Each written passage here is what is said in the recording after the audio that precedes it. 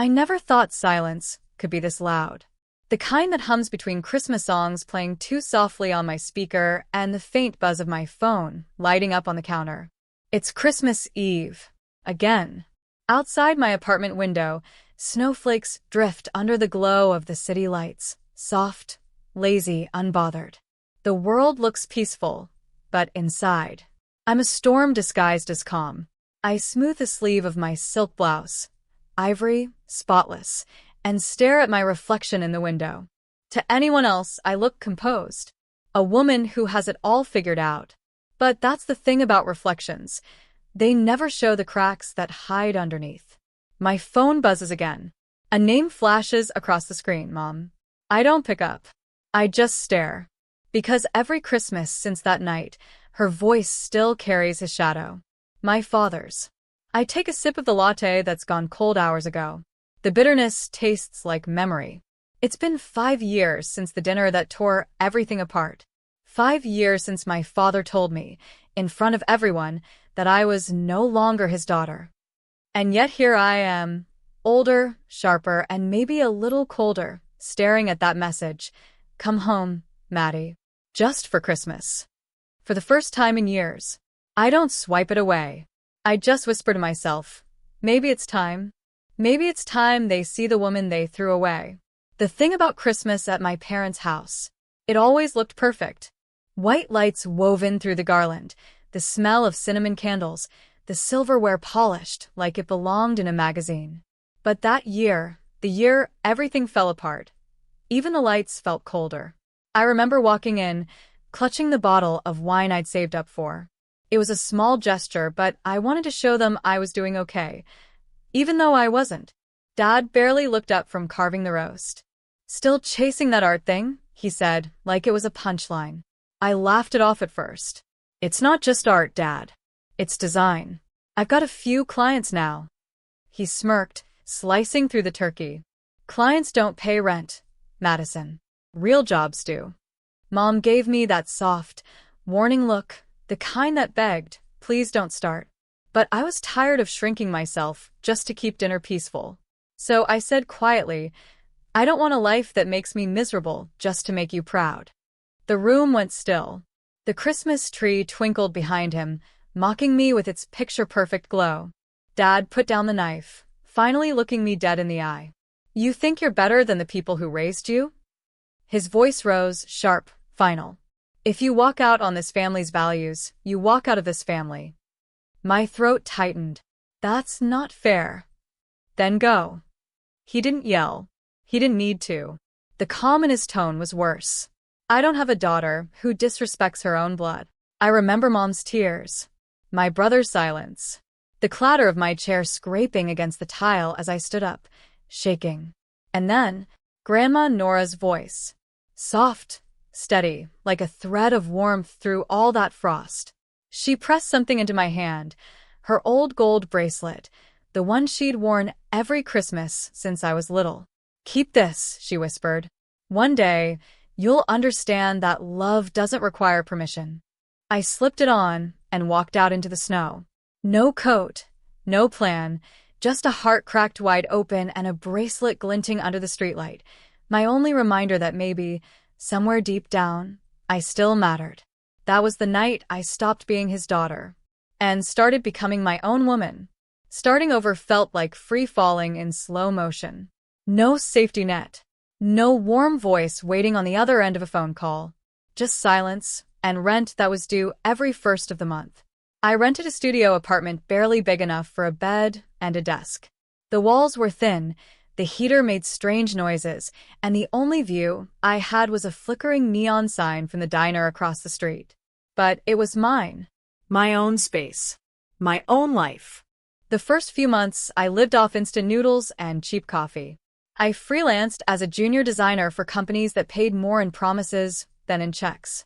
Every rejection email felt like an echo of my father's voice. Real jobs pay rent. Some nights, I'd take off Grandma Nora's bracelet, set it on the windowsill, and whisper, I'm trying, okay? And somehow, I'd wake up with enough fight left to keep going. One afternoon, after another dead-end interview, I got caught in the rain on my way home. My sketches were soaked, my mascara running. I looked like a sad painting. That's when I bumped into her, Dana Whitfield, creative director at a boutique design agency downtown. She helped me gather my papers, glanced at my drawings, and said, "These are raw, messy, but they have soul. Come see me Monday." I did. That Monday changed everything. Dana became my first real mentor, sharp, fearless, the kind of woman who didn't apologize for taking up space. She taught me how to pitch myself, how to negotiate contracts, how to stop saying sorry for existing. When I told her about my family, she smiled and said, "Sometimes bloodlines break, so new roots can grow." Under her guidance, I worked harder than I ever had. Late nights blurred into early mornings, coffee stains on sketch pads, my laptop glowing like a lifeline. I poured every bit of pain into my work, and it started paying off. A small campaign went viral. Then another. And then one day, I looked up from my screen to find an email from a major fashion brand asking if Madison Cole Designs could collaborate. That was the first time I allowed myself to cry out of pride. But I didn't tell anyone. Not my mom. Not even my brother. When Mom texted to check in, I'd reply with vague lines like, "Doing okay, keeping busy." They didn't deserve the satisfaction of knowing I'd made it without their approval. Still, some nights, when the city quieted and snow dusted the rooftops, I'd look at that gold bracelet and whisper, "Grandma, you were right. Love doesn't need permission, but maybe success doesn't either." By the time the fifth Christmas rolled around, I wasn't just surviving anymore, I was thriving. And when that message came, "Come home, Maddie. Just for Christmas," I didn't see guilt. I saw opportunity. Not revenge.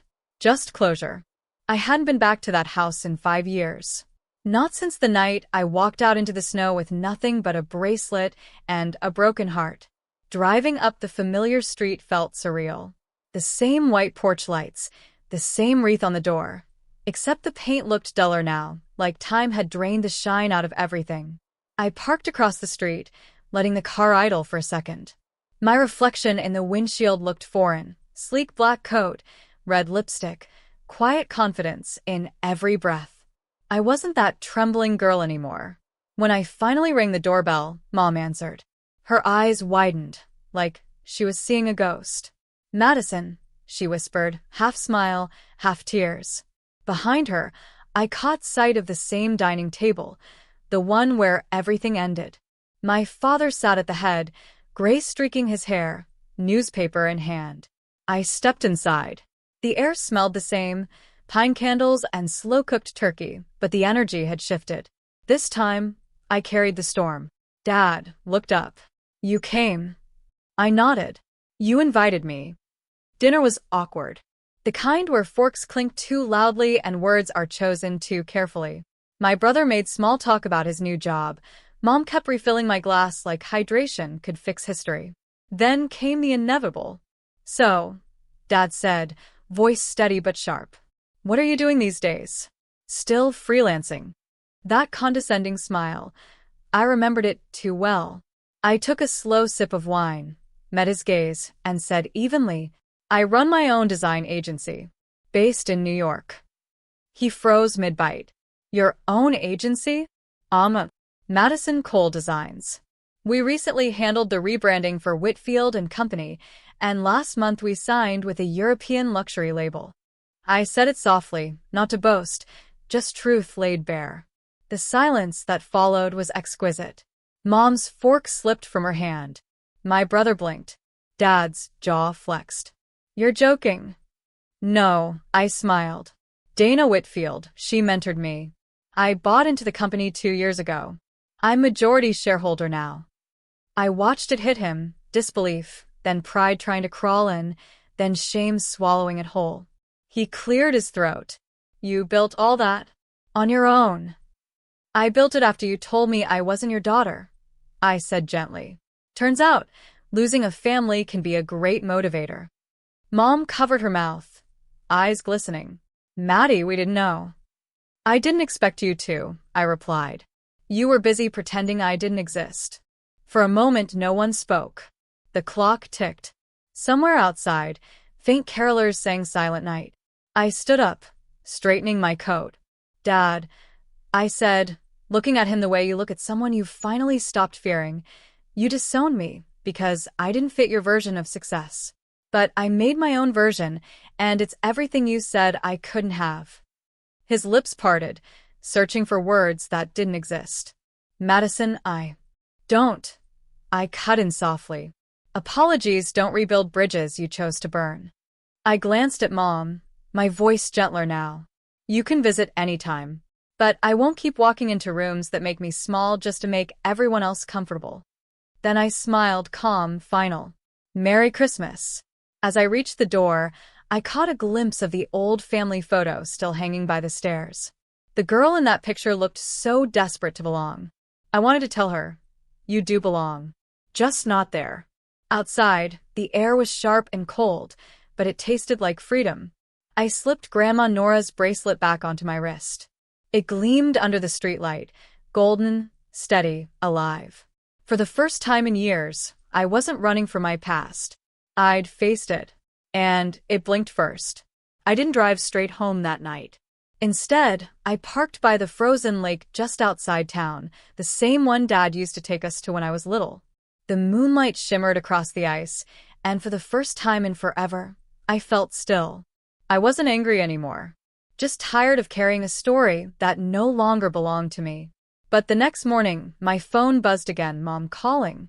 This time, I answered. Madison, please, she said through tears. Your father didn't mean those things. He's been different lately. Different how? I asked quietly.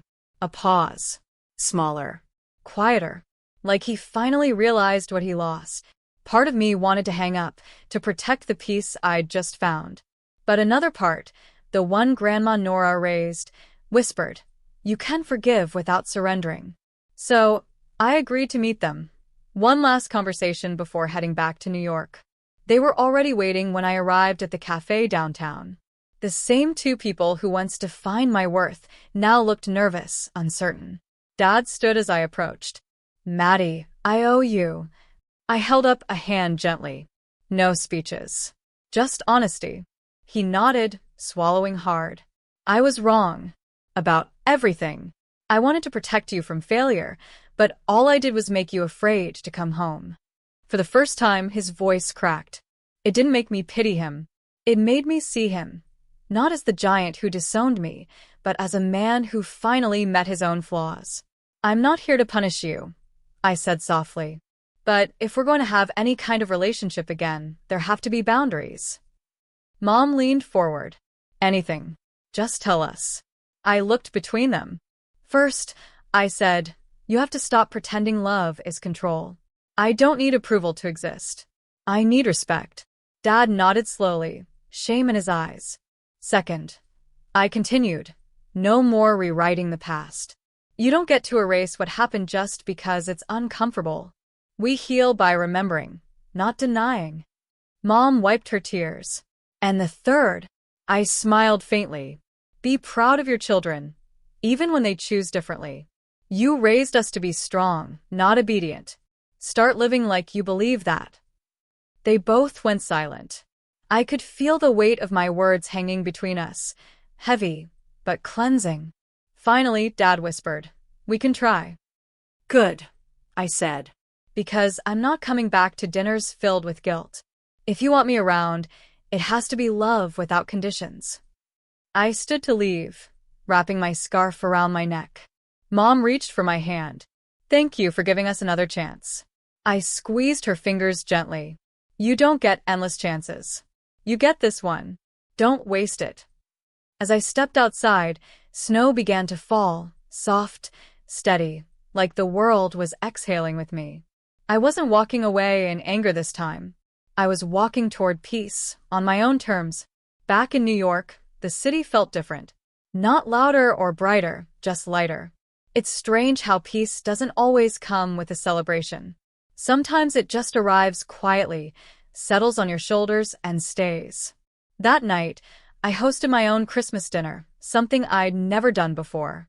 My apartment was filled with the smell of rosemary chicken, laughter, and the soft hum of jazz from my speaker. Dana was there, of course, teasing me for overcooking the potatoes. My best friend Lexi brought her ridiculous golden retriever wearing a Santa hat.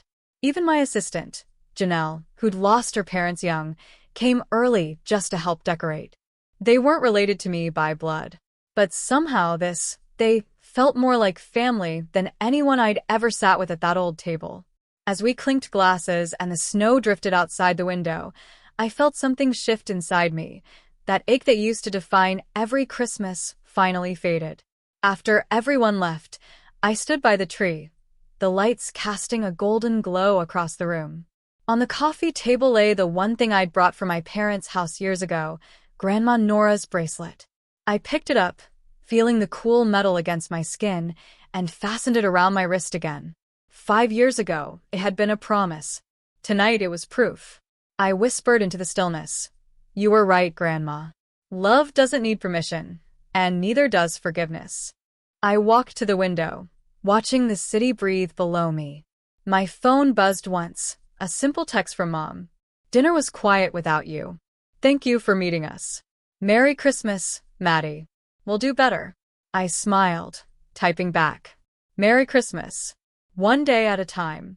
Then I set the phone down and whispered to myself. I disowned them to find myself, and somehow, that's what brought me back. I took one last look around. The flicker of candles, the laughter still echoing faintly in the air, the snow painting the skyline silver. This was home now. Not built on approval or bloodlines, but on peace, honesty, and people who saw me for me. And as the final thought settled in, I knew exactly how my story ended. He disowned me to break me. I disowned them to become whole.